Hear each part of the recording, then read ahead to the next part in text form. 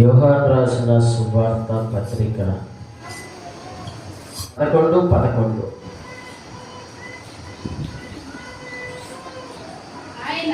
ఆయన ఈ మాటలు చెప్పిన తర్వాత మన స్నేహితుడైన లాజరు నిద్రించుచున్నాడు, అతనిని మేలుకొలుప వెళ్ళుచున్నానని వారితో చెప్పగా శిష్యులు, ప్రభువా, అతడు నిద్రించిన ఎడల బాగుపడునని అనేది. యేసు అతని మరణమునకు వచ్చి ఆ మాట చెప్పిన కానీ వారు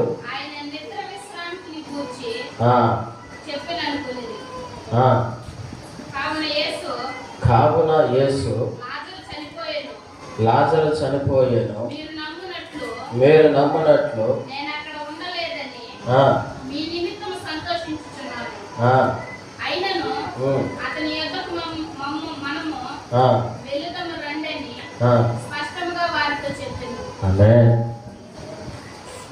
గ్రహించలేని జనాలు ఉన్నారు లోకంలో. ఒక మాట చెప్తే వేరే రకంగా ఆలోచన చేస్తారు, ఇంకొక మాట ప్రకారంగా మనం చెప్తూ ఉంటే వాళ్ళు వేరే రకంగా ఆలోచన చేసేవారు ఉంటారు. మాటకి మాటకి సమాధానము, దానికి సమృద్ధి, ఆలోచన, నెమ్మది ఆలోచన చెయ్యరు. శిష్యులు కూడా అలాగనే ఉన్నారు. ఆయనతో తిరిగిన శిష్యులు కూడా అలాగనే ఆ స్థితిలోనే ఉంటున్నారు. మనం ఎన్నో సంవత్సరాలుగా దేవుని నమ్ముకొని ఉన్నా కానీ, ఎన్నో వాక్యాలు విన్నా కానీ, ఎన్నో ఆరాధనలు చేసినా కానీ, ఎన్నెన్నో జరిగిస్తున్నా కానీ, దేవుడు పక్షాన కార్యం చేస్తేనా కానీ వేరేదే మనం ఆలోచన చేస్తూ ఉంటాం. మన కనులకు కనిపించేదే మనం ఆలోచన చేస్తూ ఉంటాం. హల్లెలూయా. యేసుక్రీస్తు యొక్క స్థితిలో కూడా ఆయన చెప్పిన మాటల ప్రకారంగా నడుచుకోకుండా, సరైన దారిలో నడవకుండా, లేనిపోనిదంతా వెతుకుతూ నెత్తినేసుకొని, అయ్యో నాకు బాధ వచ్చేసింది, నాకు అర్థంగా, నాకు ఎట్లా చేసినా ఇలాగనే ఉన్నాను నేను అనే స్థితి తీసుకుంటారు వాళ్ళు. ఆమేన్. హల్లెలూయా. అక్కడ మాట చెప్తున్నాడు చూడండి. ఆయన ఈ మాటలు చెప్పిన తర్వాత మన స్నేహితుడైన లాజరు నిద్రించుచున్నాడు అని అంటున్నాడు. ఏం చేస్తున్నాడంట? మన స్నేహితుడైన లాజరు నిద్రించుచున్నాడు అని అన్నాడంట. శిష్యులు వినే వాళ్ళకి, దాన్ని అర్థం చేసుకునే వాళ్ళకి ఏమని వాళ్ళు అర్థం చేసుకున్నారు, ఏమని ఆలోచన చేసుకొని ఉన్నారు? హల్లెలూయా. ఏమని ఆలోచన చేసుకున్నారంటే వాళ్ళు చెప్తున్నారు చూడండి, 7 స్తోత్రాలు. మన స్నేహితుడైన లాజరు నిద్రించుచున్నాడు, అతన్ని మేలు కొలుపుటకు వెలుచున్నానని వారితో చెప్పాను. వారు నేను అతనిని మేలు కొలిపేదానికి వెలుచున్నాను అని అంటున్నాడు యేసయ్య. వీళ్ళేమనుకుంటున్నారు? నిద్రపోతున్న వ్యక్తిని లేపేదానికి పోతున్నాను అని అనుకుంటున్నారు. ఆమేన్. ఈయన నిద్రపోతూ ఉంటాడు కదా, నిద్రపోతున్న వ్యక్తిని ఈయనే లేపాలా, చనిపోయిన వ్యక్తిని ఈయనే లేపాలనుకోలేదు వాళ్ళు. నిద్రపోతున్న వ్యక్తిని లేపాలనుకుంటున్నారు. కానీ అక్కడ లాజరు ఏం చేస్తున్నాడు అంటే చనిపోయి ఉన్నాడు. హల్లెలూయా, హల్లెలూయా. అక్కడ స్పష్టముగా వాక్యం మళ్ళా స్పష్టముగా చెప్తున్నాడు చూడండి. శిష్యులు 12వ వచనం, శిష్యులు ప్రభువా అతడు నిద్రించిన బాగుపడుననేది యేసు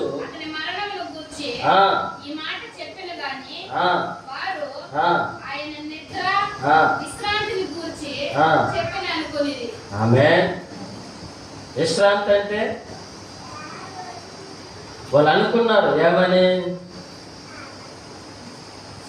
నిద్రపోతే మంచిదే కదా, మంచి ఆరోగ్యంతో ఉంటేనే కదా నిద్రపోతాం. నిజమా అబద్ధమా? మంచి ఆరోగ్యం ఉంటేనే ఎవరికైనా మంచి నిద్ర, వర్క్ మీద కొనుక్కున్నా, షాప్ మీద కొనుక్కున్నా నిద్ర ఆకలి రుచి ఎరగదంట, నిద్ర సుఖం ఎరగదంట. నిద్ర వచ్చేసి కారణం కొనుక్కునేచ్చు. ఆమేన్, హల్లెలూయా. నిద్ర వచ్చేసిందంటే అది కసువు కాదు, ఎక్కడైనా అక్కడ కొనుక్కొని నిద్రపోడుస్తున్నారు కొంతమంది. ఈ శిష్యులు అనుకుంటున్నారు నిద్రపోయే వ్యక్తిని పోయి మనం ఎందుకు లేపేది, ఆయన మంచిదే జరుగుతున్నది కదా, ఆయనకి నిద్రపోతున్నాడు, మనం ఎందుకు పోయి లేపడం, మంచి ఆరోగ్యమే కదా ఆయనకి, నిద్రపోతున్నాడు అని అన్నారంట. మరి నాతో కూడా ఉన్నారు ఇన్ని రోజులు, మీరు తెలుసుకునేది ఇదేనా, మీరు కనుగొనుకునేది ఇదేనా, నాలో ఉన్న జరిగేటివి జరగబోయేటివి నేను ముందుగానే చెప్తున్నా. కానీ మీరు ఏమనుకుంటున్నారంటే నిద్ర అంటే మామూలు నిద్రని తినేస్తున్నారు. లాజరు నిద్రపోతున్నాడు అని అంటున్నారు, కానీ మీరు ఏమనుకుంటున్నారంటే మామూలుగానే నిద్రపోతున్నాడేమో, ఆయన పోయి మనం ఎందుకు లేపడం, మంచిదే కదా అని అంటున్నారు. హల్లెలూయా. మళ్ళా ఆయన యేసయ్య మళ్ళా చెప్తున్నాడంటే అర్థమయ్యేట్టుగా చెప్తున్నాడు అంట. మీకు అర్థమవుతుందో నాకు తెలియదు, కానీ ఇక్కడ శిష్యులకు మాత్రం నిద్ర గురించి అర్థం కాదు. నిద్రను గురించి మళ్ళా ఆయనకి చెప్తా ఉన్నారు. చదవండి అక్కడ, నేను దేవుడిగా 13 చదువుదాం. యేసు అతని మరణమును గూర్చి ఆ మాట చెప్పిన కానీ వారు ఆయన నిద్ర ఆమేన్. చూడండి, విశ్రాంతి ఆరోగ్యముగా నిద్రపోవాలంటే, మంచి ఆరోగ్యం అంటే నిద్రపోతారు. రోగాలు గేగాలంటే ఎవరు కూడా నిద్రపోరు. అప్పుల సమస్యలు ఉన్నా కూడా ఎవరు నిద్రపోరు. రేత్రి కొనుక్కుంటే తల కింద దిండేసుకొని ఈ బాకీలు ఎట్లా కట్టబడతామా అనే ఆలోచనలో పడిపోతారు కొంతమంది. కొంతమంది ఏమంటే మరి ఏదో ఒక సమయంలో సందర్భంలో వాళ్ళకి రావాల్సిన డబ్బులు వస్తే మళ్ళా దిండి తల కింద పెట్టుకొని ఏం చేయబోతామని నిద్రపడతారు. రోజు రెండు సమస్యలు ఎక్కువగా మానవుడు ఎదుర్కొంటున్నాడు. ఒకటి, డబ్బు కలిగిన వాడికి నిద్ర ఉండదు. రెండేది, అప్పుల సమస్యలు ఉంటే నిద్ర ఉండదు. ఆమేన్. పేదవాడికి నిద్ర ఉండదు, ఎందుకు అప్పులు ఉంటాడు కాబట్టి. డబ్బు కలిగి మనం అనుకుంటున్నాం ఏమని, డబ్బు ఉంటే సుఖమే సుఖం అనుకుంటాం. హల్లెలూయా. డబ్బు ఉంటే జబ్బే. ఆమేన్. డబ్బు ఉంటే జబ్బే. సరైన వాళ్ళ ఆహారం మీరు పోయి తినంటే, సరైన ఆహారము, సరిగ్గా కరెక్టమైన ఉప్పు, కరెక్టమైన కారము, కరెక్టమైన పులుపు ఏది వాళ్ళు ఆహారంలో ఉండదు. ఎందుకంటే వారికి డబ్బు ఉన్నదే కానీ రుచిగల ఆహారము తినలేదు. ఎందుకంటే వాళ్ళకి డబ్బు ఉన్నదే కానీ వాళ్ళు తినలేని పరిస్థితి. హల్లెలూయా, హల్లెలూయా. చాలా మంది గ్రహించాలి. మనం కూడా అంటాం డబ్బుగానే ఉంటేనా దాని కథే వేరుగా ఉంటుంది. దాని కథ కాదు వేరుగా ఉండేది, నీ కథ మారిపోతుంది ఫస్ట్. హల్లెలూయా.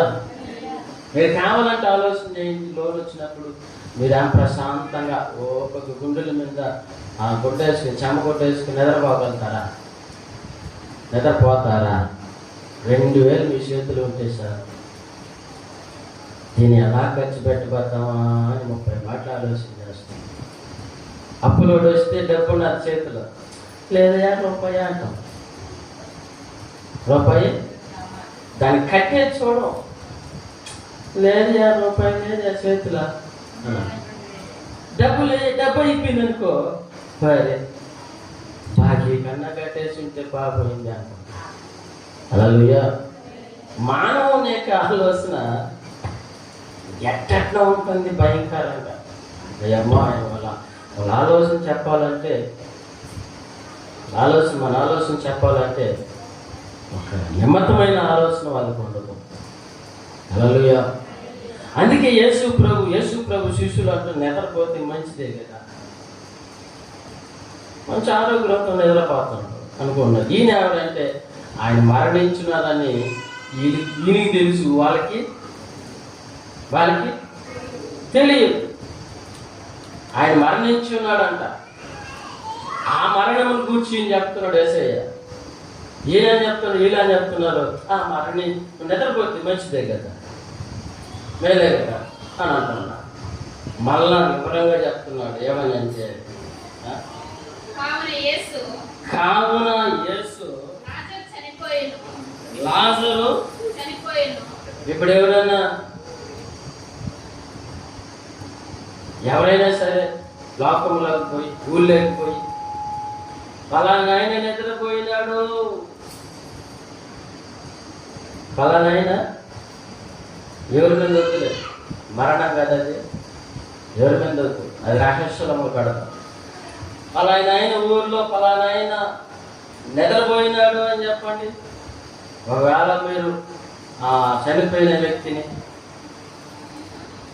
హల్లెలూయా ఆ ఊర్లో పోయి లాజరు మా ఊళ్ళో లాజరు నిద్రపోయినాడు అంటే నిద్రపోతున్నాయి కదా ఉన్నాడు, దానికి పోయి ఎందుకు గొప్పగా చెప్పాలి అని అంటారు. హల్లెలూయా. అయితే వీళ్ళు కూడా అదే స్థితిలో ఉంటున్నారు. అందుకే యేసయ్య అన్నాడు ఆయన చనిపోయినాడు అని అంటే అప్పుడు అర్థమైంది. ఆయన మరణించి ఉన్నాడు అని అంటే అప్పుడు అర్థమైంది. ఓరే నిజమా, మరణించినాడు లాజరు, అట్ట చెప్పకూడదా మాకు అని అంటున్నాడు. నిద్రపోయినాడంటే అది మనిషి పుట్టిన మొదలుకునేది ఆ నిద్ర మనిషికి కావాలి. ఏదే నిద్ర. లాజరు నిద్రపోయినాడు అని అంటే మేము నిజంగానే నిద్రపోతున్నాడేమనుకున్నాము, చనిపోయినాడని మాకు పూర్తిగా తెలియదు. గ్రహించలేని వాళ్ళు గ్రహించలేని వాళ్ళు ఎత్తున్నాడు. నన్నూరు మున్నూరు అంటే మీకు తెలుస్తుందా? పాతకాలంలో డబ్బులు కాదు, దాని యొక్క 200 300 అడుగుతాం కదా. ఎట్లాగైతే 200 300 అడుగుతామో ఆ భాష కూడా నన్నూరు మున్నూరి అంటే నన్నూరి అంటే మున్నూరి అని అంటే అర్థం కాదు, 200 అని అంటే అర్థం అవుతుంది. నన్నూరి అంటే ఏందిదా, ఏం నూరి ఇవ్వాలా ఏమంటారు? నన్నూరి దేని నూరి ఇవ్వాలా డబ్బులు అడగట్టున్నాడు. నాకు ఇంత డబ్బులు కావాలరా నాయన అడుగుతున్నాడు. పాతకాలంలో భాష. అలాగే నేలకి నిద్రించాడు అనేది అర్థం కాదు. నిద్రపోతే మంచిదే కదా, నిద్రపోతే మంచిదే కదా.